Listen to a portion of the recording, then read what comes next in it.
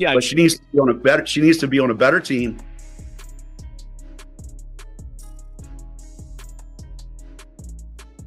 Look, there's no more Caitlin Clark.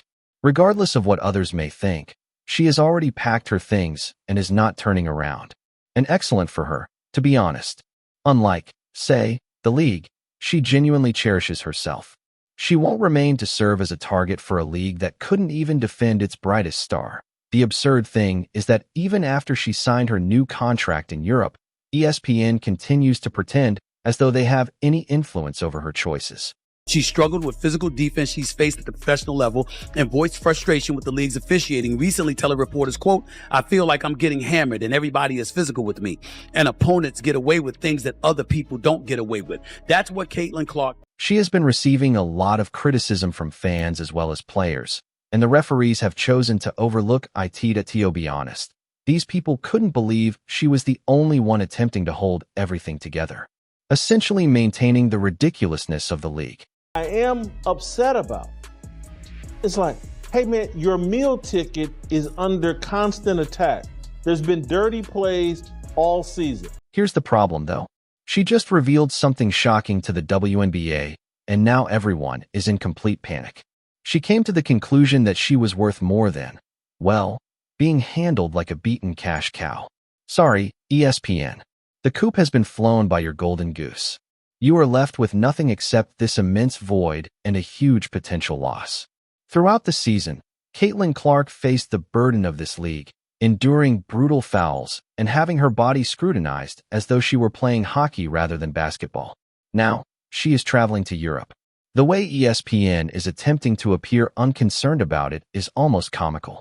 She made the decision that enough was enough, and she is leaving a path of aspirations dashed and egos devastated.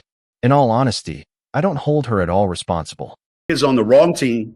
She's got the wrong skill set to handle the physicality of that league, and she's a rookie. This player isn't only making progress, she is definitely getting better. She finished her most recent game against the Connecticut Sun with 29 points, 10 assists, and 7 rebounds. Her teammates, however, kept making mistakes while just staring at her. They failed to take advantage of open shoots. To be honest, a high school coach wouldn't even use the plays they called. The WNBA allowed the officials to treat her like a punching bag while knowing that spectators weren't signing up for a UFC battle. That's precisely what the WNBA evolved become, each and every time Clark set foot on the ground. Caitlin Clark was assaulted yesterday in her very first playoff game in the WNBA. The Indiana Fever were fortunate to draw roughly 3,000 spectators every game prior to Caitlin. To be honest, it felt less like a business function and more like a block party in the neighborhood. However, since her appearance, 177,000 spectators have crowded the arena for each game. It's a 400. ESPN and its analysts are now at last realizing that they were sitting on a cash cow the entire time. Talk about practical, huh? Indiana Fever, all right, with Caitlin Clark, led the league in attendance both home and on the road. Fever averaged 17,000. How impactful is that, really? They were dealing with more than simply a celebrity. They experienced a once-in-a-generation occurrence. But everyone wants to continue concentrating on sharing the wealth rather than truly honoring the one person that elevated the WNBA to this level of prominence. If Caitlin Clark is the quote-unquote savior, if she's the golden girl, milk it! Let's not even talk about product sales to acquire this. More jerseys were sold by Caitlin Clark than by any other player in league history.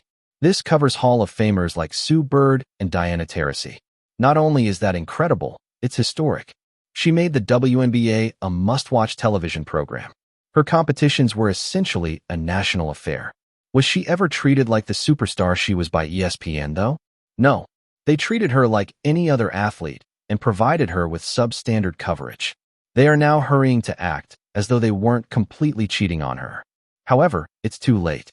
Yes. Truth is finally coming to the light. The same light that is going to be dimming here in about 12 hours when Caitlin Clark is eliminated from the playoff. Watching ESPN right now is insane.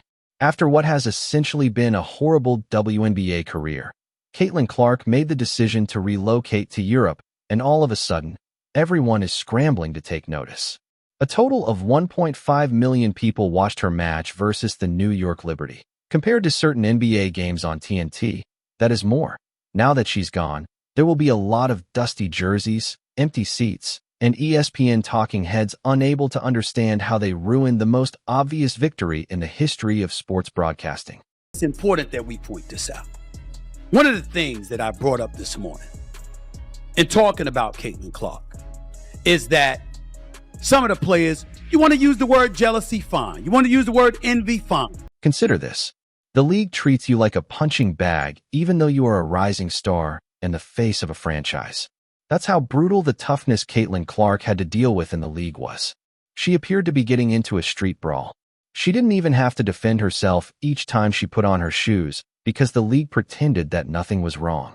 But if you're not delivering the product and you're not making the revenue and you're not, giving people the entertainment that they want, then you're not going to make any money and your league is going to suck. The referees also seem to be playing see no evil, hear no evil more than anything else if you watched any of her games. In reality, what did the WNBA do?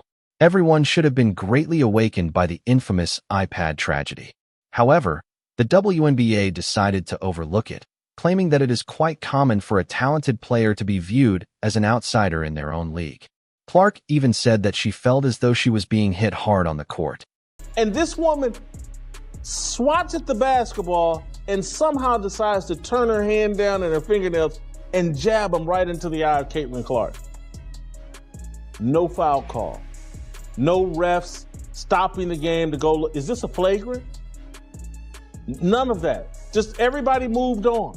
And the psychological toll. Man, you're putting in a lot of effort to lead a team, but you're left vulnerable, undefended, and worse, chastised for your incapacity to do so. Let me rest. There are no adequate words to express that. Every wasted opportunity, every shoddy shot. At that time, where were they? They are currently making pitiful efforts to catch up. A serious error was committed by the league and its media backers, and it continues to this day. Those guys, they're the racists, when really, y'all are the racists. The people coming up with excuses to hate Caitlin Clark and the new fan base that she brought.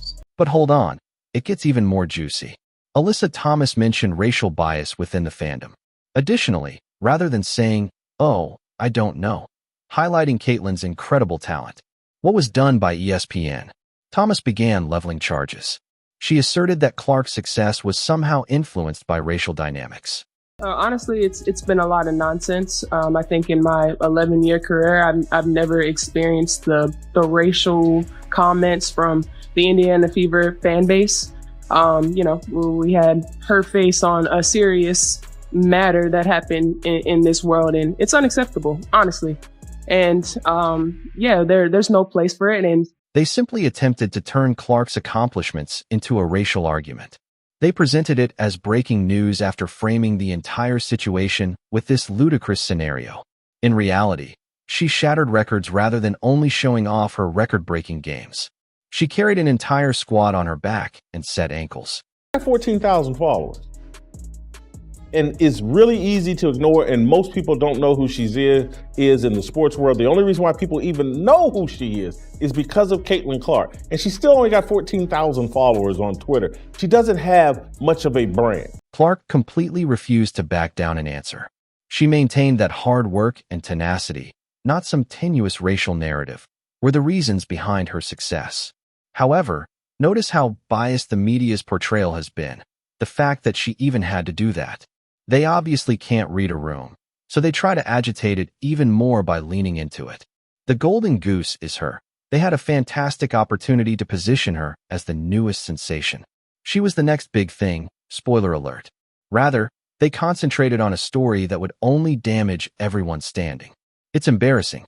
Even so, what favorable effect does that have on public opinion? It's only making the environment poisonous, even in the short term. When Clark ought to be receiving credit for her efforts, she shouldn't have to cope with these sideshow controversies. Your biggest star, your meal ticket, the reason why you have relevancy, just got stabbed and assaulted and nothing. All things considered, This whole situation is portraying the WNBA as complete amateurs, not to mention the several plots surrounding the league's attempts at admission. The league needs a big wake-up call since they have been promoting themselves as the league of equality and opportunity for the entire season. However, they totally abandoned her when it came time to save their most prized possession.